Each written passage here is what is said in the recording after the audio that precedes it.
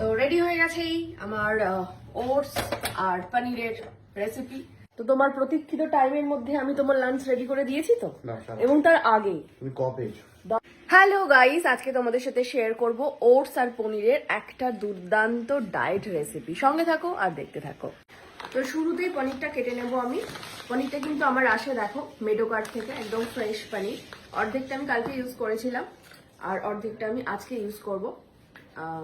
তো শুরুতেই আমি পনিরগুলোকে একটু ছোট ছোট পিস পিস করে কেটে নেব। দেখো পুরো পনিরটা আমার পিস পিস করে কাটা হয়ে গেছে। এটা আমার আর সব্যসাচী দুজনের জন্যই বানাচ্ছি। ওর ইচ্ছে হয়েছে আমার সাথে ডায়েট করবে, সেই কারণে এবার আমি এটাকে ভাজতে দিয়ে দেবো। ব্যাপারটা আমার খুবই চটজলদি বানাতে হবে, কারণ সব্যসাচী বেরোবে অফিসে, এটা নিয়ে যাবে সাথে। আর আমাকে মাত্র 20 মিনিট টাইম দিয়েছে পুরো ব্যাপারটা রেডি করার জন্য। তো সামান্য একটু তেল আমি দিয়ে দিলাম,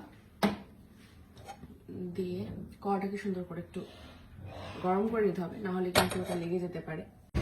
শুরুতেই আমি গরম হয়ে যাওয়া তেলের উপরে ছোট ছোট করে কেটে রাখা পনিরটাকে এইভাবে দিয়ে দিলাম, যাতে সুন্দর করে ভাজা হয়ে যায়। এরকম একটা পেঁয়াজ নিয়ে নিলাম, যেটাকে ছাড়িয়ে ধুয়ে ছোট ছোট করে পেস্ট করে নিতে হবে, ঠিক এমন করে। তোমাদের কাদের কাদের পেঁয়াজ কাটতে গিয়ে চোখে জল আসে বলো, আমার কিন্তু আসে না। তো এরকম ছোট ছোট পিস করে নিয়ে এটা আমি একটু মাঝখানটা ফাঁকা করে তেলের মধ্যে এটা দিয়ে দিলাম পেঁয়াজটা।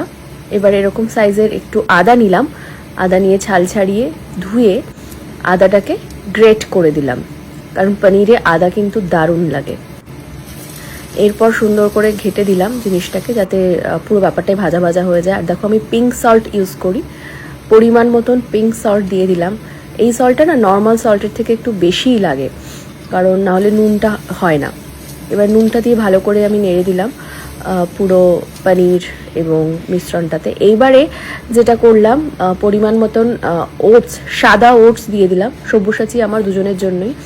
এবার ভালো করে ব্যাপারটাকে নেড়ে দিলাম, যাতে সব একসাথে সুন্দর করে মিশে যায়। তোমরা কারা কারা বাড়িতে এই রেসিপিটা করেছো অবশ্যই কমেন্ট করে জানিও। এবার একটু জল দিয়ে দিলাম, এরপরেই পুরো ব্যাপারটা সেদ্ধ হবে একসাথে। এবার সেদ্ধ হওয়ার জন্য জলটা দিয়ে দিলাম, ব্যাস আর কোনো খাটনি নেই এটার পেছনে। হয়ে গেছে আমার ওটস আর পনিরের রেসিপি। তোমারও হয়ে গেছে স্নান, ফলে এবার এটাকে ভরে দিতে হবে আমাকে, তাই তো? তো এটাকে এইবারে অর্ধেকটা দিয়ে দেবো, অর্ধেকটা আমার লাঞ্চ।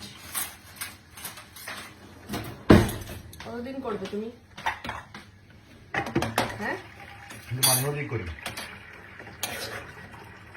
তারপরে তো বিরিয়ানি খেয়ে ফেলো।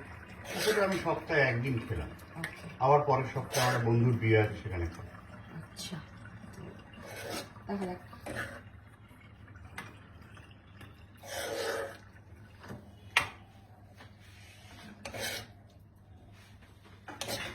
আমার জন্য এটা রাখলাম অল্প করে, কারণ আমার সাথে ডাল সেদ্ধ আছে, তাহলে কম হলেও অসুবিধা নেই।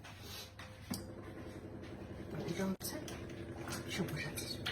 তো তোমার প্রতীক্ষিত টাইমের মধ্যে আমি তোমার লাঞ্চ রেডি করে দিয়েছি তো, এবং তার আগে 10 মিনিট রেডি করেছি। ঠিক আছে, তোমাকে নিয়ে তো আমার চিন্তা। তুমি যে এই যে তুমি ডায়েট করবে আজকে, অফিসে কি হবে তোমার? যাই হোক, তো তোমরা অনেকেই চেয়েছিলে এই রেসিপিটা, তো সেই রেসিপিটা তোমাদের সাথে শেয়ার করলাম। তোমরা বাড়িতে বানিয়ে ট্রাই করতে পারো। টাটা।